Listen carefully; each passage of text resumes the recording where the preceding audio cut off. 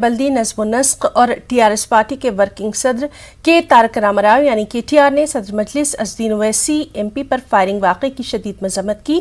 KTR ने social media के जरिए कहा कि खुशी की बात है कि आप महफूज हैं असद भाई, जालिमाना और बुज़दिलाना हरकत की मैं शदीद मज़म्मत करता हूँ।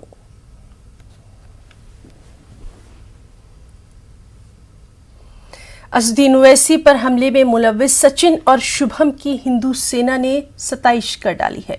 हिंदू सेना के सदर विष्णु गुप्ता ने मुलजिमीन की कानूनी मदद करने और तहनीत पेश करने का भी ऐलान कर दिया है। वाज़ेह है कि उत्तर प्रदेश में कल शाम अज़दीन ओवैसी की कार पर सचिन और शुभम ने हमला किया था। पुलिस ने मुलजिमीन को अदालत में पेश किया है।